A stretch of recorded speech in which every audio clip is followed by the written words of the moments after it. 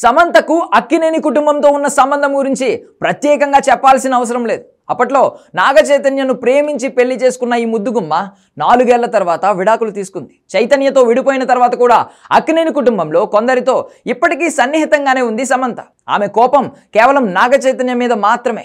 తన మాజీ భర్తను క్షమించేలా కనిపించడం లేదు ఈమె. తనను చైతు మోసం చేశాడు, బాధ పెట్టాడు అనే కోణంలో ఆలోచిస్తుంది ఈమె.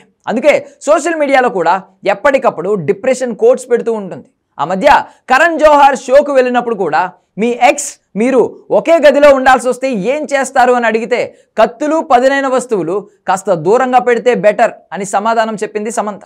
దీన్ని బట్టి నాగ చైతన్య మీద ఈమెకు ఎంత కోపం ఉంది అనేది అర్థమవుతోంది. అయితే విడాకులు తీసుకున్న తర్వాత అక్కినేని కుటుంబంలో ఇప్పటికీ కొంతమంది సమంతతో అదే స్నేహం కంటిన్యూ చేస్తున్నారు. సుమంత్, అఖిల్, చివరికి నాగార్జున కూడా సమంతతో బాగానే ఉన్నారు. ఆమె పుట్టినరోజున అఖిల్, సమంత విష్ చేశారు. అంతేకాదు ఆమెకు మయోసైటిస్ అని తెలిసిన రోజు నాగార్జున కూడా గెట్ వెల్ సూన్ అని సోషల్ మీడియాలో పోస్ట్ చేశారు.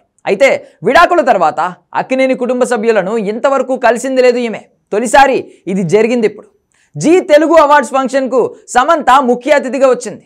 ఆమె కెరియర్ 15 సంవత్సరాలు పూర్తి చేసుకున్న సందర్భంగా కేక్ కట్ చేసి సెలబ్రేట్ చేశారు జీ తెలుగు సభ్యులు. ఇదే వేడుకకు అక్కినేని అమల కూడా హాజరైంది. స్టేజ్ మీద సమంత మాట్లాడుతుంటే అమల చప్పట్లు కొడుతూ ఎంకరేజ్ చేసింది.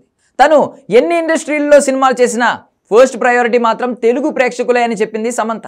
ఈరోజు తాను ఇలా ఉన్నానంటే కారణం కేవలం తెలుగు ఆడియన్స్. వాళ్ళని ఎప్పుడూ నా మనస్సులో మొదటి స్థానంలోనే ఉంచుకుంటాను అని చెప్పింది ఈమె. శామ్ మాటలకు అమల కూడా పొంగిపోయింది. మాజీ కోడలు మాట్లాడుతుంటే కింద నుండి బాగానే ఎంకరేజ్ చేసింది. అయితే ఈ వేడుక ఫుల్గా వస్తే తప్ప సమంత, అక్కినేని అమల ఆ ఫంక్షన్లో మాట్లాడుకున్నారా, సన్నిహితంగా ఉన్నారా లేదా అనే విషయం తెలుస్తోంది. మొత్తానికి విడాకుల తర్వాత అక్కినేని కుటుంబ సభ్యులను ఒకే వేడుకలో కలిసింది సమంత. వీడియో ప్రస్తుతం సోషల్ మీడియాలో బాగా వైరల్ అవుతోంది.